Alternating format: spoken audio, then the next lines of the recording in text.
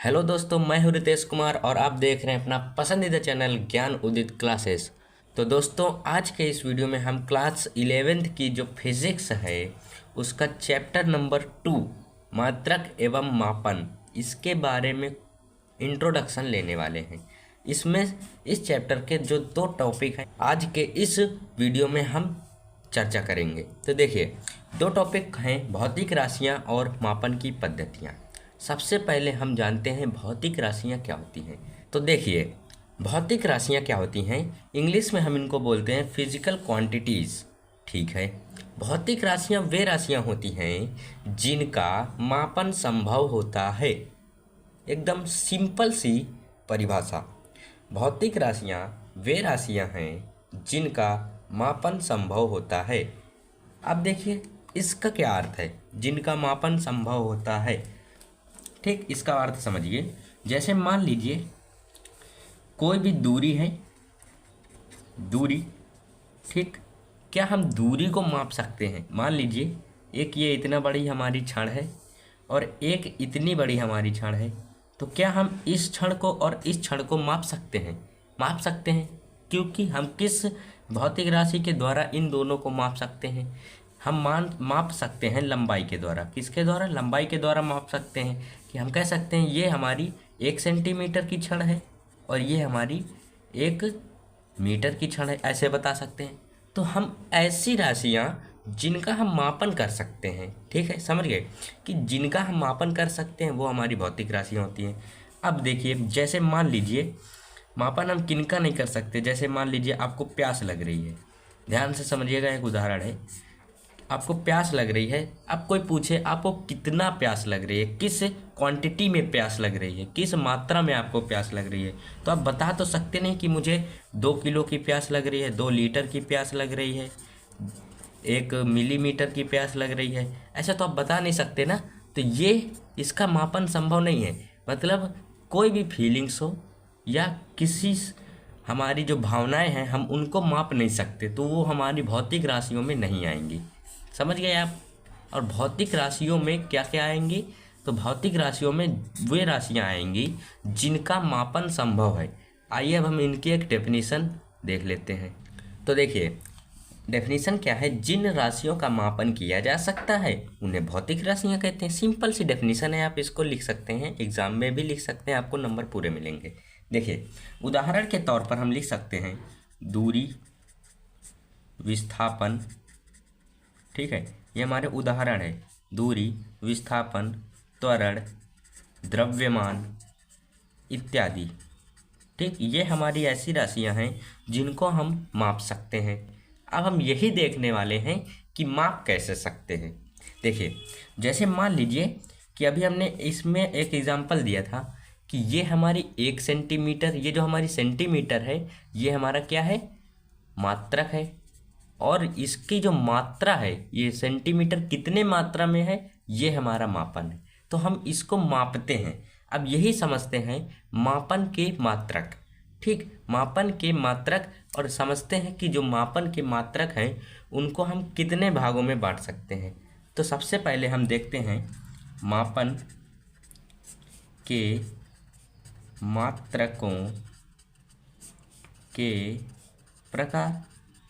ठीक है, मापन के मात्रकों के प्रकार, या हम समझ सकते हैं कि भौतिक राशियों को कितने भागों में बांटा गया है। ठीक, आप ये समझिए कि भौतिक राशियों को कितने भागों में बांटा गया है। तो सबसे पहले आप ध्यान दीजिए कि भौतिक राशियां 3 भागों में बटी हुई हैं। सबसे पहला है मूलभूत राशियां, मूल राशियां ऐसे बोल सकते हैं, मूल मात्रक या मूल राशियां।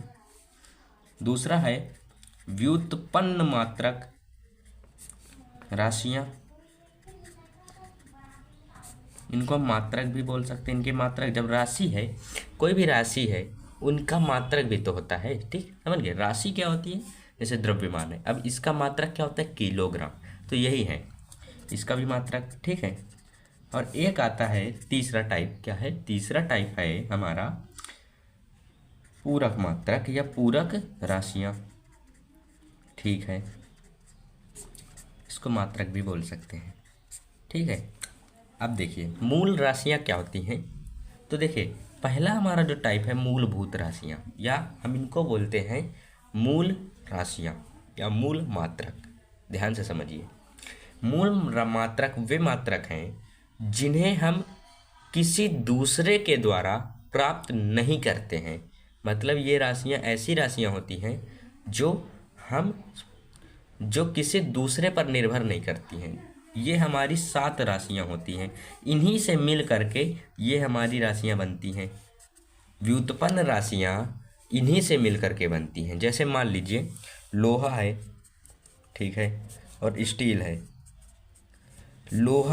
लोहे से हम क्या क्या चीज़ें बना लेते हैं? लोहे से हम बना लेते हैं बर्तन बनाते हैं, ठीक। लोहे आजकल जितने भी लोहे से चल रहे वस्तुएं हैं वो सारी लोहे से बन रही हैं, और जितनी भी स्टील से बन रही हैं तो वो सारी स्टील से बन रही हैं। तो जो बर्तन है वो लोहे से प्राप्त है। उसी प्रकार जो व्युत्पन्न राशियां हैं वो मूल राशियों से प्राप्त होगी, ठीक है। अब देखिए व्युत्पन्न राशियां अभी बताएंगे, पहले हम जान लेते हैं कि मूलभूत राशियां हैं कौन कौन सी। देखिए मूल मात्रक या मूल राशियां ऐसी भौतिक राशियां हैं जो दूसरों पर निर्भर नहीं करती हैं, मूल मात्रक या मूल राशियां कहलाती हैं। अब देखिए राशियां कितनी हैं? 7 हैं। बताया था हमने कि पहली हमारी राशि है लंबाई, दूसरा है द्रव्यमान, तीसरा है समय, चौथा है ताप, पांचवा है विद्युत धारा, छठा है तीव्रता, ज्योति तीव्रता, जब इसको प्रकाश तीव्रता भी बोलते हैं, सातवां है प्रकाश की मात्रा। अब देखिए ये हमारी राशियां हैं। अब इनका हम मात्रक देखते हैं। लंबाई को हम मीटर में नापते हैं, इसका संकेत हमारा m होता है। द्रव्यमान को हम किलोग्राम में मापते हैं, इसका संकेत kg होता है। समय को हम सेकंड में मापते हैं, इसका हमारा संकेत s होता है। और ताप को हम केल्विन में नापते हैं और इसका हमारा संकेत k होता है। और विद्युत धारा को हम एम्पियर में मापते हैं, इसका संकेत a होता है। ज्योति तीव्रता को हम कैंडेला में मापते हैं, इसका हमारा संकेत क्या होता है? CD होता है। पदार्थ की मात्रा को हम मोल में नापते हैं और मोल का संकेत MOL होता है। इतना आप समझ गए हैं। अब हम समझते हैं व्युत्पन्न राशियां क्या होती हैं। और देखिए एक बात और समझ लीजिएगा कि लंबाई को हम L से प्रदर्शित करेंगे, द्रव्यमान को हम M से प्रदर्शित करेंगे। देखिए यहाँ पे लिखे दे रहे हैं कि लंबाई को हम L से प्रदर्शित करेंगे, द्रव्यमान को M से, और समय को T से, ताप को K से, और विद्युत धारा को A से। ऐसे हम प्रदर्शित करते चले जाएंगे। ये हमारे मात्रक के संकेत हैं और ये हमारे इन राशियों के संकेत हैं, ठीक है, समझ गए। इनका हमारा प्रयोग आएगा विमीय सूत्र बनाने में। अभी विमीय सूत्र हम अगली वीडियो में देखेंगे। पहले हम जान लेते हैं मूल मात्रक क्या होते हैं। मूल मात्रक हम समझ गए। अब देखते हैं व्युत्पन्न मात्रक क्या होते हैं।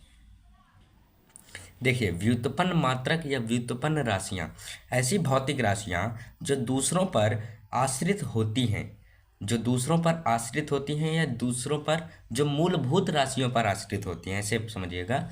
व्युत्पन्न मात्रक या व्युत्पन्न राशियाँ कहलाती हैं। उदाहरण के तौर पर वेग। अब देखिए वेग विस्थापन और समय से आता है, और विस्थापन एक लंबाई होती है, लंबाई मतलब एक दूरी होती है, दूरी को हम लंबाई में ही मापते हैं, इसलिए हमने इसको विस्थापन, ये हमारी मूलभूत राशि का हिस्सा है। समय हमारा मूलभूत राशि है और इससे मिलकर के ये हमारा मात्रक बना है विस्थापन वेग का, मीटर प्रति सेकंड इनवर्स। इसको हम बोलते हैं इनवर्स। तो वेग का मात्रक आएगा मीटर पर सेकंड इनवर्स। इसी प्रकार त्वरण का हमारा मात्रक आएगा वेग यहाँ आ जाएगा। वेग तो पहले से ही मूलभूत राशियों से उत्पन्न है, तो वेग हमारा यहाँ आ गया। वेग अपॉन समय ये हमारा सूत्र होता है। और वेग का मात्रक हमने पहले से ही निकाल रखा है, तो हमने यहाँ लिख दिया। और समय को हमने s से प्रदर्शित किया था, तो s लिख दिया। अब जैसे ये ऊपर जाएगा और ये माइनस हो जाएगा तो, और माइनस माइनस प्लस हो जाएगा, तो मीटर पर सेकंड स्क्वायर। इस प्रकार से हमारी जो भौतिक राशियाँ हैं या व्युत्पन्न राशियाँ हैं ये मूलभूत राशियों पर आश्रित होती हैं। समझ में आ गया होगा। अब देखते हैं हम पूरक राशियाँ क्या होती हैं। तो पूरक राशियाँ देखिए, पूरक राशियाँ ऐसी भौतिक राशियाँ होती हैं जो ना ही मूल मात्रक होते हैं या ना ही मूल राशियाँ होती हैं और ना ही व्युत्पन्न राशियाँ होती हैं। ये हमारी पूरक राशियाँ या पूरक मात्रक कहलाते हैं, ठीक है। अब देखिए पूरक राशियाँ हमारे 2 टाइप के दिखाए गए हैं, या हमारे 2 टाइप के होते हैं। जैसे पहला हमारा होता है समतल कोण। अब समतल कोण क्या होता है इसके बारे में भी देख लेते हैं। जैसे कोई भी कोण बनता है वो हमारा समतल कोण होता है। जैसे मान लीजिए ये हमारा एक कोण बन रहा है, ये हमारा चाप लगा, ठीक। यहाँ पे हमारा कोई थीटा कोण बन रहा है, ये हमारी आर है, और ये पी क्यू हमारा चाप लग रहा है, ठीक। यहाँ से ये हमारा चाप लग रहा है, ध्यान से समझिएगा, ठीक है। अब हम बोले कि थीटा या हम बोले कोण का सूत्र क्या होता है, तो थीटा बराबर हमारा फार्मूला होता है चाप अपॉन त्रिज्या, चाप बटे त्रिज्या, चाप बटे त्रिज्या होता है फार्मूला, ठीक है।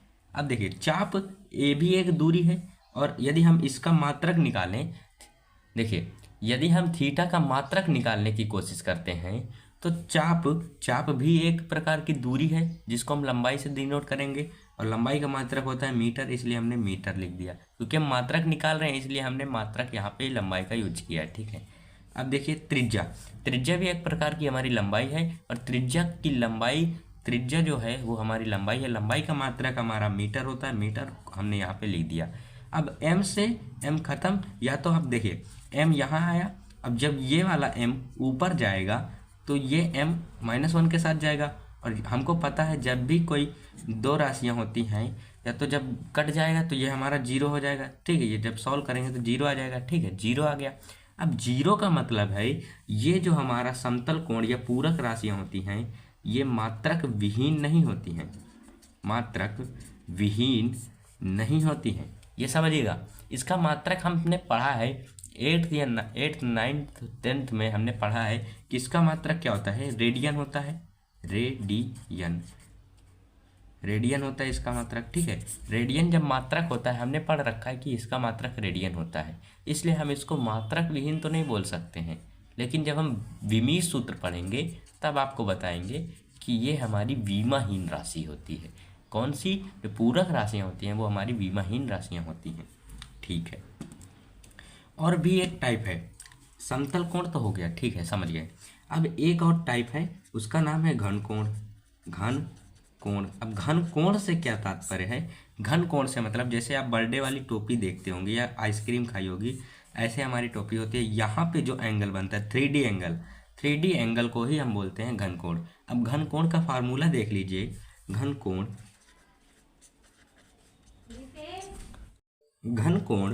कोण बराबर होता है ds cos theta upon r square, ये हमारा फॉर्मूला होता है, आप इसको याद कर लीजिएगा, ठीक है, इंपॉर्टेंट है। घन कोण का फार्मूला ये होता है। अब हम समझ चुके हैं कि राशियाँ कितने प्रकार की होती हैं, उनके मात्रक कितने प्रकार के होते हैं। राशियाँ होंगी तो मात्रक जरूर होंगे, क्योंकि भौतिक राशियाँ हमने जाना है कि वही राशियाँ होती हैं जिनका मापन संभव होता है, तो जब भी कोई भौतिक राशि होगी तो उसका मात्रक जरूर होगा, ये भी हम समझ चुके हैं। अब समझते हैं हम मात्रकों की पद्धतियाँ। तो देखिए मापन की पद्धतियाँ, मापन की हमारे पास 4 पद्धतियाँ हैं, ठीक है। देखिए पहली है CGS पद्धति। मापन की ये पहली पद्धति थी जो कि हमारे पास है, जैसे लंबाई हो गया, द्रव्यमान हो गया और समय हो गया, ये हमारी मूलभूत राशियाँ होती हैं। मूलभूत राशियाँ होती हैं 7 में से ये 3 हमारी बहुत ही इम्पॉर्टेंट राशियाँ हैं जिनको हम मापन की पद्धतियों में यूज करते हैं, ठीक है। लंबाई को हम CGS पद्धति में सेंटीमीटर में नापते हैं, और द्रव्यमान को हम CGS पद्धति में ग्राम में नापते हैं, और समय को हम सेकंड में मापते हैं। हमारी जो दूसरी पद्धति है FPS, इसमें हम लंबाई को फुट में नापते हैं, और द्रव्यमान को पाउंड में नापते हैं, और समय को सेकंड में मापते हैं। आप कहीं कहीं पर अभी भी ये हमारी पद्धतियाँ चल रही हैं। और देखिए ये जो FPS हमारी पद्धति है, ये ब्रिटिश प्रणाली, मतलब ब्रिटिश ने दिया था। ब्रिटिश मतलब जो हमारे अंग्रेज़ लोग थे जो हम लोगों पर शासन कर रहे थे, उन्होंने ये हमको पद्धति दी थी, ठीक है। और ये हमारी प्रचलित पद्धति है जो अभी बहुत ही प्रचलित चल रही है, ठीक है। बहुत तो नहीं कह सकते, मतलब कुछ प्रचलित तो चल ही रही है। तो हम लंबाई को इस पद्धति में मीटर में नापते हैं, और इस पद्धति में हम द्रव्यमान को किलोग्राम में नापते हैं, और हम समय को सेकंड में नापते हैं, ठीक है। अब एक छोटी सी कहानी समझिए। मान लीजिए हमारे यहाँ पाव बोलते हैं, पाव में होते हैं 250 ग्राम, ठीक, इंडिया की बात कर रहे हैं। पाव में होते हैं 250 ग्राम, और ये इंडिया है, ठीक है।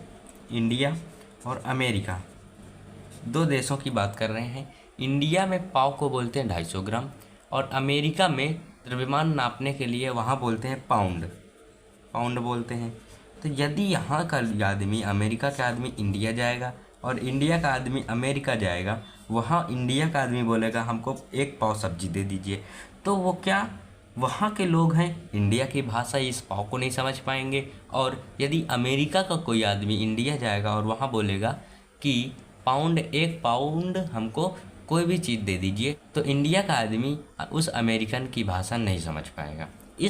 इस समस्या से बचने के लिए हमारे यहाँ 1960 में कहाँ हुई थी ये बैठक, ये हमारी यहाँ बैठक हुई थी फ्रांस के पेरिस में।